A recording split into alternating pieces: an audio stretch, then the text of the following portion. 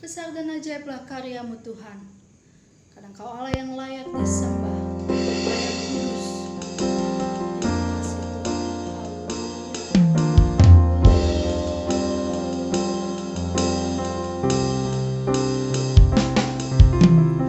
Besar dan ajaiblah karyamu, adil dan benarlah jalanmu. Raja segala bangsa yang Maha Kuasa, mulia namamu.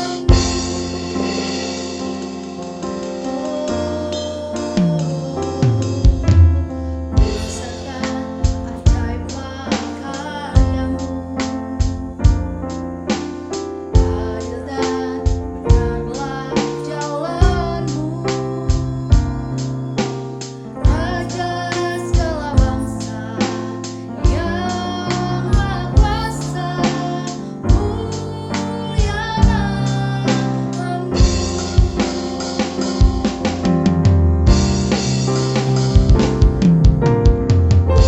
Layaklah segala bangsa sujud kepadamu, sebab Kau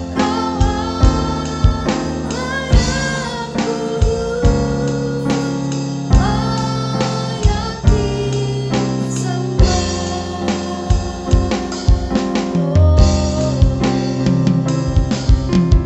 Besar dan ajaiblah karyamu, terima kasih Tuhan. Adil dan benarlah jalanmu. Raja segala bangsa yang Maha Kuasa, mulia namamu. Layaklah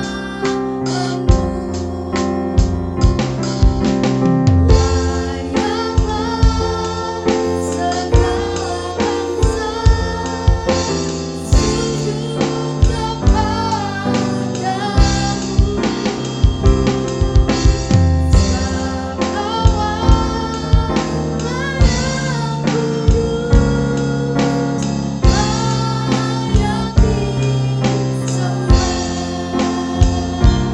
layak disembah. Layaklah segala bangsa sujud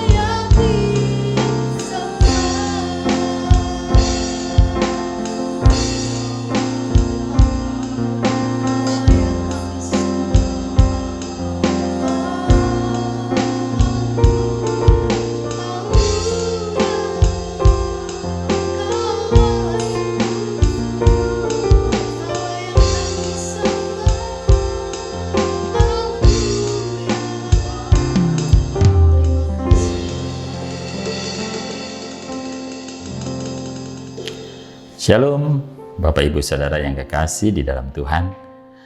Apa kabar Bapak Ibu Saudara semua? Saya berharap semuanya dalam keadaan baik-baik, semua dalam keadaan sehat. Kita percaya bahwa anugerah Tuhan, perlindungan Tuhan buat kita selalu baru dan selalu indah. Kita bersyukur untuk hari ini. Bapak Ibu Saudara yang kekasih di dalam Tuhan, kita berjumpa lagi di dalam ibadah online. Kita bersyukur kita masih bisa beribadah. Dan hari ini kita bisa menikmati kemurahan Tuhan lewat firman Tuhan yang sebentar kita akan dengar. Marilah kita berdoa bersama terlebih dahulu. Bapa yang baik yang kami kenal, di dalam nama Tuhan Yesus kami bersyukur, kami berterima kasih untuk berkat-Mu, perlindungan-Mu, anugerah-Mu, supaya setiap kehidupan kami boleh berkenan padamu. Hari-hari yang kami lewati memang tidak menentu bahkan sulit, tetapi kami percaya tangan Tuhan selalu terarah, menjaga, melindungi kami sekalian, bahkan Engkau yang memberkati kami. Terima kasih. Sebentar kami akan dengar firman Tuhan. Kami rindu bahwa lewat firman-Mu kembali kami diteguhkan, diingatkan tentang firman-Mu dan janji-Mu. Terima kasih Tuhan, berkati kami semua dalam nama Yesus. Amin. Bapak Ibu Saudara yang kekasih di dalam Tuhan, pernahkah Bapak Ibu mengalami suatu saat ketika Bapak Ibu berdoa, berharap kepada Tuhan, tapi seolah-olah tidak mendapatkan jawaban dari Tuhan? Sepertinya kita lama menunggu, kita sudah berdoa berkali-kali, berpuluh kali, ya, tetapi rasanya Tuhan tidak menjawab doa kita, bahkan kita sepertinya hampir berputus asa, ya. Atau terkadang kita mendapatkan jawaban Tuhan tapi berbeda dari apa yang kita minta dari Tuhan. Kita tidak mendapatkan apa yang sesuai dengan apa yang kita minta.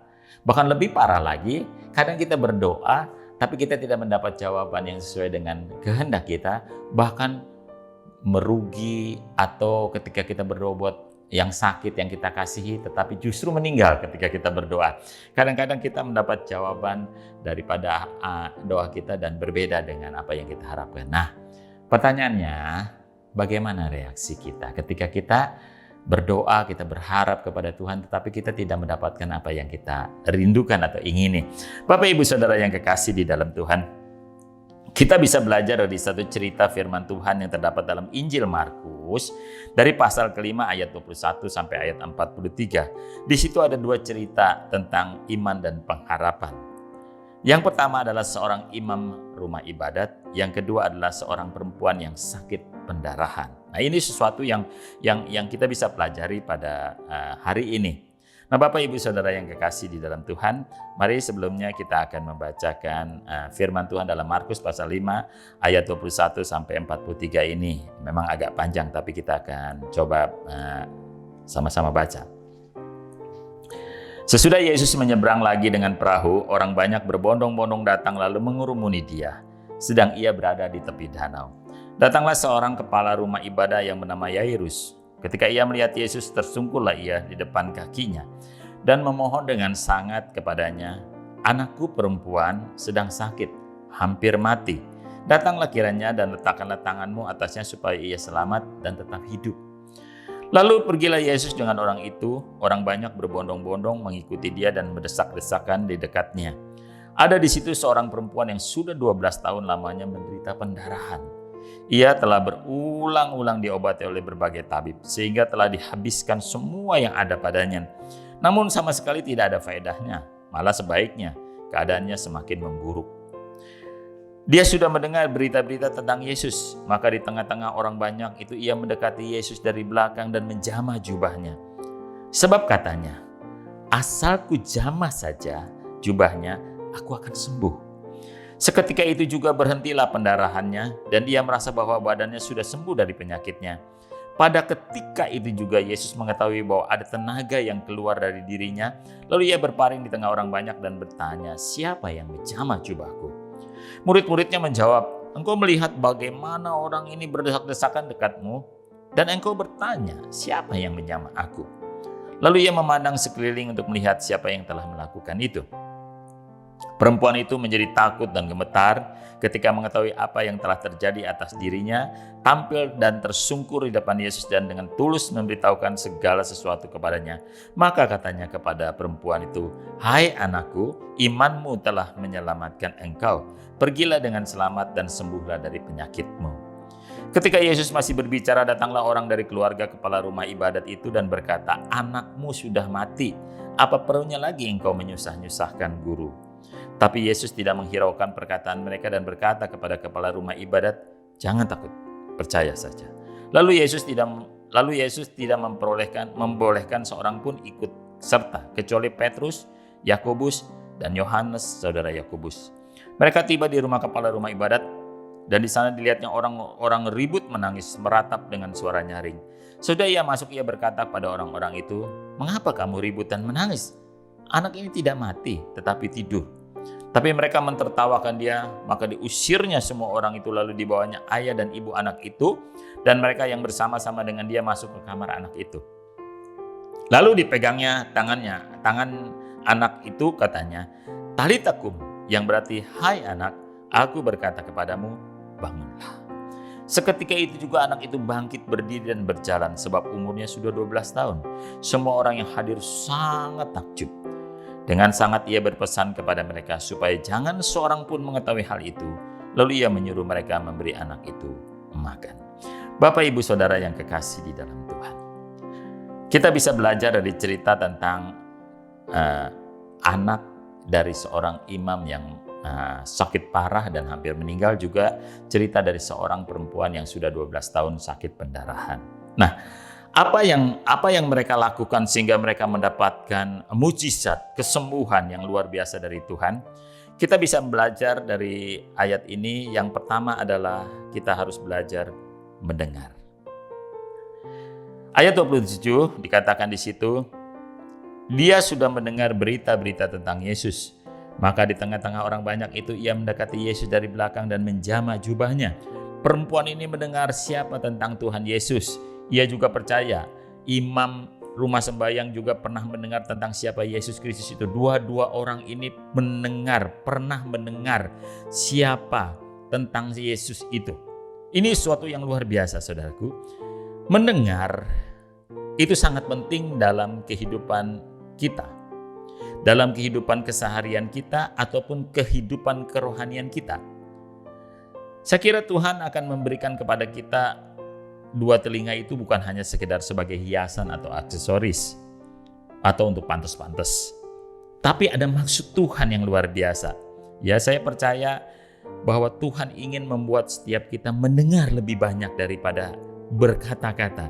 Ya, berkata-kata. Karena firman Tuhan di dalam Yakobus 1 ayat 19 sudah mengingatkan, hendaklah setiap orang cepat mendengar, tetapi lambat untuk berkata-kata, dan jangan cepat marah. Jadi, saudaraku yang kekasih di dalam Tuhan, hal pertama untuk bisa mendapatkan mujizat dari Tuhan, kuasa kasih karunia kesembuhan dari Tuhan adalah belajar mendengar firman Tuhan.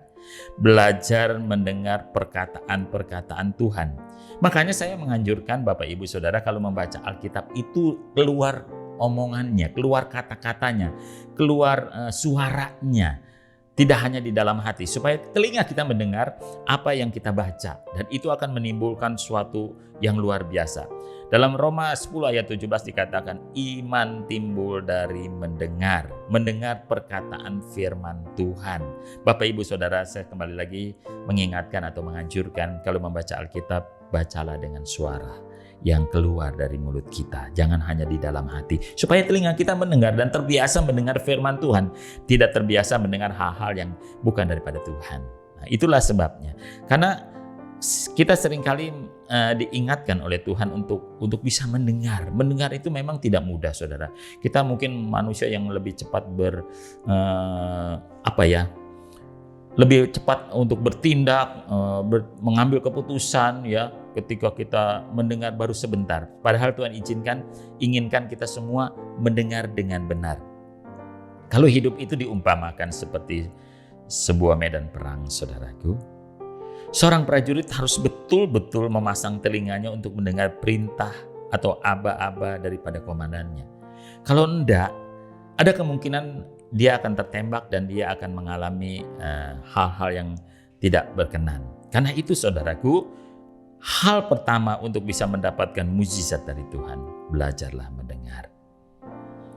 Kita dilatih pada hari-hari ini untuk belajar mendengar. Keluarga kita, orang tua mendengar apa yang diinginkan anak-anaknya. Anak-anak mendengar apa yang diharapkan daripada orang tuanya. Suami mendengar apa yang diharapkan dari istrinya. Istri mendengar apa yang diharapkan daripada suaminya. Semuanya saling mendengar. Sehingga ketika kita mendengar, jangan dulu bereaksi apapun. Dengar, simak baik-baik, dan kemudian timbang, baru kita bisa menjawab. Itu yang paling penting. Jadi yang pertama untuk mendapatkan kuasa mujizat kesembuhan dari Tuhan adalah mendengar. Yang kedua, saudaraku, dalam ayat 22 dikatakan di situ, Datanglah seorang kepala rumah ibadat bernama Yairus. Ketika ia melihat Yesus, tersungkurlah ia di depan kakinya. Ayat 27 juga dikatakan, dia sudah mendengar berita-berita tentang Yesus, maka di tengah-tengah orang banyak si perempuan ini mendekati Yesus dari belakang. Ada tindakan iman kita, tidak hanya sekedar kita mendengar. Kita tahu siapa Tuhan, tapi kita melangkah dengan iman kita. Kita mendekati Yesus, kita menghampiri Tuhan. Dan kita menghampiri yang luar biasa. Jangan jadi orang Kristen yang seperti orang lumpuh, yang tidak bisa dan tidak mau berbuat apa-apa. Kita harus melangkah. Kita sudah pastikan ketika kita mendengar firman Tuhan, langkah kita adalah selanjutnya melakukan bagian kita. Ya, Daud ketika ia mau berhadapan dengan Goliat, dia tidak hanya sekedar berdoa, tidak sekedar dia beriman bahwa dia bisa mengalahkan Goliat, tapi dia mengambil satu tindakan. Dia pergi ke sungai, dia mengambil batu, dan ditaruhnya di kantong tempat batu itu untuk mengisi umbannya. Itu sesuatu yang luar biasa, saudaraku. Jadi tidak boleh kita hanya tinggal diam, kita harus melangkah. Tidak boleh menjadi orang Kristen yang lumpuh. Tidak boleh menjadi orang Kristen yang menunggu waktu saja. Jadilah orang Kristen yang energik, orang Kristen yang memiliki suatu sikap hati yang luar biasa, yang mau bertindak oleh karena imannya.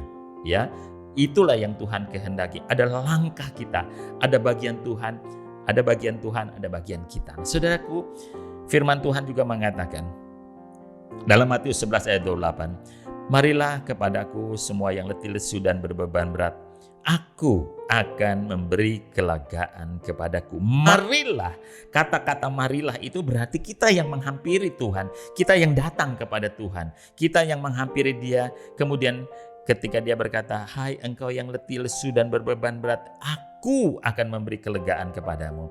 Langkah kedua untuk bisa mendapatkan mujizat dari Allah adalah melangkah di dalam iman. Yang ketiga, saudaraku, adalah jangan pedulikan intimidasi yang ada di sekeliling kita ketika kita mau menghampiri Tuhan. Markus 5 ayat 35 dikatakan di situ, saudaraku, ketika Yesus masih berbicara, datanglah orang dari keluarga kepala rumah ibadat dan berkata, anakmu sudah mati. Apa perlunya lagi engkau menyusah-nyusahkan guru? Ini sesuatu yang luar biasa sekalian. Saudaraku, dalam Imamat 15 juga perempuan ini juga tahu firman Tuhan, tahu yang namanya hukum Taurat, bahwa seorang yang kena lelehan darah atau sedang mengalami pendarahan, dia tidak boleh ada di sekeliling orang banyak, dia harus menyembunyikan dirinya sampai lelehan darahnya itu kering dan selesai. Ini luar biasa, saudaraku. 12 tahun itu sesuatu yang enggak pendek untuk menahan penderitaan daripada si perempuan ini. Dia sudah menghabiskan begitu banyak uang, pergi ke tabib-tabib, mungkin udah begitu banyak dia makan obat-obatan segala macam, tapi penyakitnya tidak menjadi sembuh, tapi makin parah. Nah, saudaraku yang kekasih, untuk bisa menghampiri Tuhan itu tidak mudah. Ada begitu banyak tantangan yang kita akan lewati. Ada begitu banyak rintangan yang kita akan lewati. Contohnya, udah pasrah aja. Jangan percaya. Awas loh, nanti gagal. Percuma. Biasa-biasa aja lah. Jangan sok rohani. Nah, saudaraku, kadang kita berpikir seperti itu. Kita dibatasi oleh pikiran kita, dibatasi oleh perkataan-perkataan orang lain yang bukan membangkitkan iman kita, yang bukan membangkitkan sesuatu yang menggairahkan kita, tetapi justru membuat kita terpuruk. Iblis itu seperti singa yang mengaum-ngaum, saudaraku. Itu berarti dia memperdengarkan suaranya. Dia mengintimidasi orang-orang sehingga orang-orang itu takut. Nah, karena itu belajarlah untuk tidak pedulikan intimidasi.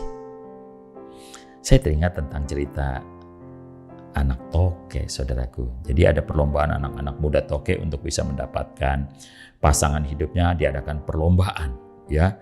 Siapa yang bisa mencapai puncak tertinggi dari satu bangunan, dia akan mendapatkan pasangannya, seorang putri tokek yang ya tokek lah gitu ya saudaraku.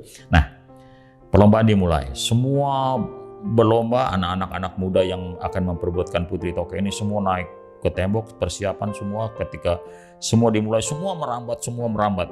Ada beberapa penonton yang mulai usil, "Hai tokek jelek, nanti jatuh. Hai tokek gendut, nanti jatuh." Semuanya berguguran karena mendengarkan ocehan daripada orang-orang yang daripada tokek-tokek yang nonton itu. Nah, saudaraku, semuanya merasa, iya ya, cumalah gue naik juga jatuh. Tapi ada satu tokek, saudaraku, yang cuek aja dia, terus aja orang-orang di tokek-tokek di bawah yang bersorak-sorak menonton itu mempengaruhi dia untuk tidak bisa mendapatkan putri itu. Dia tidak pedulikan, dia terus naik, dia naik dan akhirnya dia menjadi pemenangnya, mendapatkan putri tokek. Diwawancari oleh televisi pertokean Indonesia, saudaraku. Dan apa yang terjadi waktu diwawancari oleh wartawannya? Apa yang menyebabkan Anda bisa mendapatkan putri ini dan Anda sepertinya tidak peduli dengan ocehan para penonton? Tokek ini menjawab, apa? Kenapa? Ada apa ya?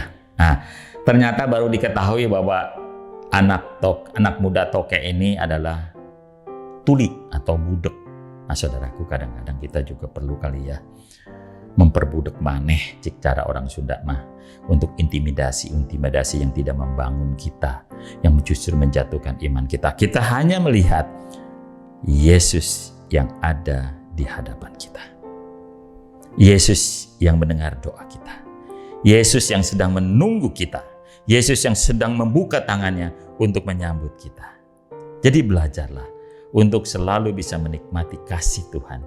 Dan percayalah, jangan percaya kepada intimidasi. Yang keempat, Bapak Ibu Saudara yang kekasih, terimalah berkat daripada Tuhan. Ayat 29, ayat 41, ayat 42, di situ ditekankan sekali lagi bagaimana orang-orang yang berharap sama Tuhan ini, perempuan ini mengalami sesuatu yang luar biasa ketika dia menyentuh ujung jubahnya daripada Yesus itu. Dia mengalami kesembuhan dan anak daripada Yairus mengalami kesembuhan, ya, bangkit daripada kematian dan hidup lagi. Ini sesuatu yang luar biasa. Bapak Ibu Saudara, kita bisa belajar dari peristiwa ini. Apa yang mungkin sedang kita alami pada hari-hari ini. Kita sedang berdoa untuk penyakit kita sedang berdoa untuk keluarga kita sedang berdoa untuk rumah tangga kita sedang berdoa untuk usaha kita sedang berdoa apapun. Bapak Ibu yang Tuhan kasihi, belajarlah mendengar, belajarlah bertindak di dalam iman, dan jangan pedulikan intimidasi dari si iblis.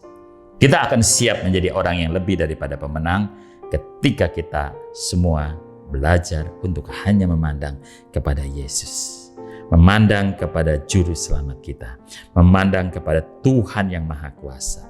Bapak Ibu Saudara yang kekasih di dalam Tuhan, ada satu nasihat di dalam ayat 21, ayat 24 dan ayat 31. Bahwa hidup ibadah kita bukan sekedar kumpul-kumpul, bukan sekedar ada, bukan sekedar supaya kelihatan baik karena dekat Tuhan, tapi adalah apakah Tuhan merasakan kehadiran kita ketika kita beribadah. Ini penting. Nah, hari-hari ini setiap kita masing-masing sedang diuji oleh Tuhan. Kehadiran kita di hadiratnya. Apakah kita dan keluarga kita betul-betul merasakan? Apakah Yesus merasakan kehadiran kita? Bukan cuma kita sekedar tahu, kita sekedar kenal, tapi kita harus betul-betul mengetahui apakah Tuhan ada merasakan kehadiran kita. Karena itu, marilah kita mendekat kepada Tuhan. Kita bersyukur untuk anugerah Tuhan pada hari ini. Kita percaya bahwa Tuhan akan menjawab doa-doa kita dan kita akan menjadi orang-orang yang lebih daripada pemenang. Bapak Ibu Saudara, mari kita berdoa. Terima kasih untuk berkat-Mu, perlindungan-Mu dan anugerah-Mu bagi hidup kami ya Tuhan. Kami bersungguh percaya bahwa Engkau adalah Allah yang maha besar, Allah yang sedang menantikan segala sesuatu yang kami akan sampaikan kepadamu, dan ajarkan kepada hati kami untuk menanti-nantikan Tuhan, mendapat jawaban daripada Tuhan dengan belajar untuk sabar, belajar untuk taat, belajar untuk setia, belajar mendengar, belajar untuk bersikap, belajar untuk mengambil keputusan dengan benar. Dan kami percaya kalau kami sudah melakukan itu semua, kami semua akan disebut orang-orang yang lebih daripada pemenang. Tuhan, kiranya juga Tuhan memberkati seluruh hamba-hamba-Mu. Tuhan memberkati seluruh jemaat-jemaat-Mu dimanapun mereka berada. Ketika mereka berbeban berat, ketika mereka sedang mengalami sakit penyakit, apapun itu Tuhan, Tuhan memberkati mereka. Keluarga mereka diberkati oleh Tuhan, usaha pekerjaan mereka diberkati Tuhan, pelayanan mereka diberkati oleh Tuhan, kesehatan mereka diberkati oleh Tuhan. Kami percaya Tuhan akan menjaga dan melindungi seluruh jemaat-jemaat Tuhan, seluruh hamba-hamba Tuhan dimanapun mereka berada. Bangsa, kota kami serahkan ke dalam tangan Tuhan. Tuhan, Engkau yang memberkati kota kami, bangsa kami Indonesia yang kami kasihi. Kami mencintai bangsa kami. Kami percaya Tuhan lebih mencintai bangsa ini. Kami percaya saatnya, seperti janji-Mu berkata, suatu saat akan terdengar nyanyian-nyanyian di jalan-jalan dengan sorak-sorai kegirangan, karena kami semua dilepaskan dari segala bencana dan malapetaka. Kami semua akan memperoleh damai sejahtera Tuhan. Kami akan dipulihkan oleh Tuhan. Dan kami percaya kami akan mendapat sukacita daripada Tuhan. Tuhan berkati bangsa kami Indonesia, berkati Bapak Presiden kami, berkati juga menteri-menteri yang ada, semua diberkati dari pemerintah pusat sampai pada pemerintah daerah. Tuhan memberkati kepolisian, TNI, semua Tuhan berkati. Tuhan jagai, Tuhan lindungi mereka, berikan kepada mereka roh takut akan Tuhan, ketaatan, dan luar biasa Tuhan, Engkau menjaga mereka dan keluarga mereka. Untuk para dokter, Tuhan Engkau memberkati, perawat-perawat Tuhan berkati, dimanapun mereka melayani Tuhan, terlebih dalam masa COVID ini, dalam masa pandemi ini, Tuhan tutup bungkus mereka dengan kuasa kasih Tuhan, terhindar daripada bahaya-bahaya karena penyakit. Terima kasih Tuhan. Berkati juga Tuhan pemimpin-pemimpin rohani kami. Semua pemimpin rohani yang kami hormati, Tuhan jagai, Tuhan lindungi, Tuhan pelihara hidup mereka, Tuhan jagai, bahkan Tuhan terus beri hikmat kepada para pemimpin sinode yang ada, kepala-kepala bagian daripada pemerintahan daerah. Tuhan berkati juga wakil-wakil dari gereja-gereja di daerah-daerah. Tuhan berkati, Tuhan jagai, Tuhan lindungi, Tuhan pelihara setiap kami semuanya. Terima kasih Tuhan. Berkati kami semua di dalam nama Tuhan Yesus. Kalau ada di antara kami yang sakit pada hari ini, kami percaya sesuai dengan janji dan kasih setia-Mu, kami akan mendapatkan kesembuhan. Yang lemah Tuhan beri kekuatan, dan kerinduan kami adalah dekat dengan Tuhan. Kekasih-kekasih Tuhan, sebelum kita pulang, sebelum kita akhiri ibadah kita akan bersama-sama menerima berkat dari Tuhan. Terimalah berkat daripada Allah Bapa, Allah Anak, dan Allah Roh Kudus di dalam nama Tuhan Yesus. Terimalah semua berkat ini di dalam nama Yesus, dan jadilah berkat dimanapun kita sekalian berada. Yang diberkati, sama-sama kita katakan, amin. Tuhan memberkati.